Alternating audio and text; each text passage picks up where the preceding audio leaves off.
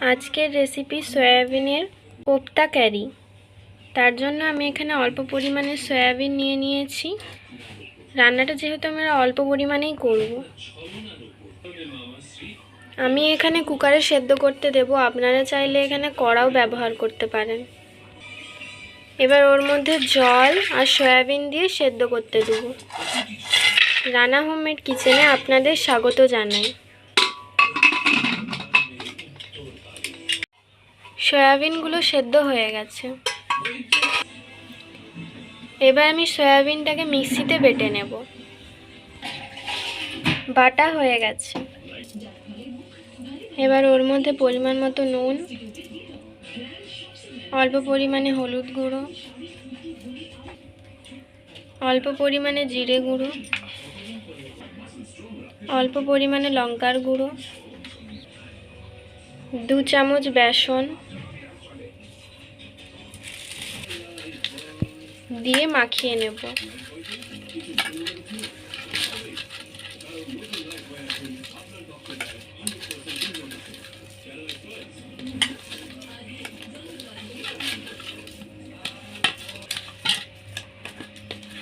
মাখা হয়ে গেছে।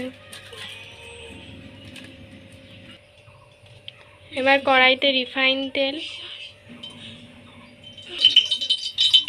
তেলটা গরম হতে হতেই আমি একটু হাতের মধ্যে তেল দিয়ে গোল গোল করে বানিয়ে নেব।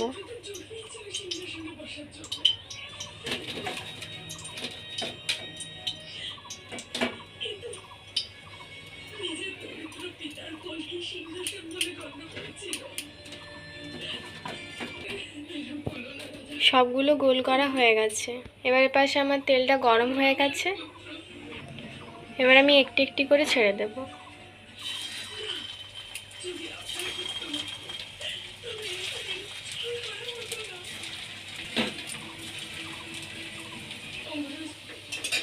ভাজা হয়ে গেছে, এবার আমি তুলে নেব।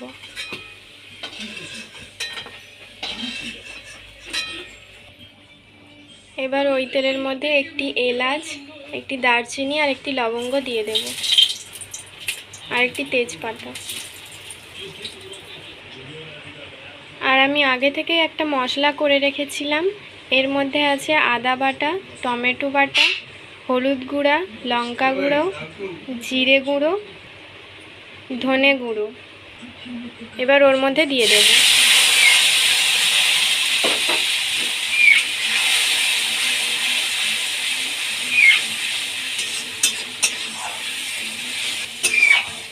আমাদের টার্গেট হলো 100টা সাবস্ক্রাইবার পূরণ করা, তাই আপনারা তাড়াতাড়ি সাবস্ক্রাইব করে দিন। মশলাটা কষানো হয়ে গেছে। আর আমি আগে থেকে একটা আলু সেদ্ধ করে রেখেছিলাম, এবার ওটা দিয়ে দেব।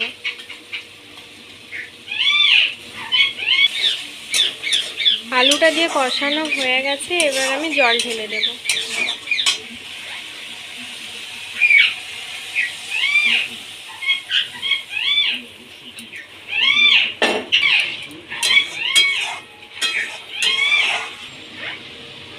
এবার ওতে স্বাদ মতো নুন,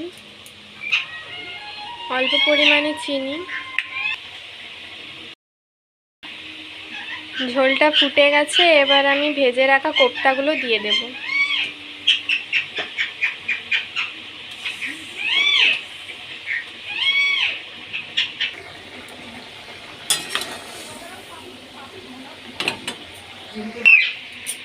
যেহেতু এটা নিরামিষ, তাই আমি অল্প পরিমাণে ঘি দিয়ে দেব। সয়াবিনের কোপ্তা ক্যারি আমার তৈরি হয়ে গেছে। আমার ভিডিও যদি আপনাদের ভালো লেগে থাকে তাহলে সাবস্ক্রাইব করুন আমাদের চ্যানেলটি, যাতে পরের ভিডিওর জন্য নোটিফিকেশন আপনারা পান। নামানো হয়ে গেছে।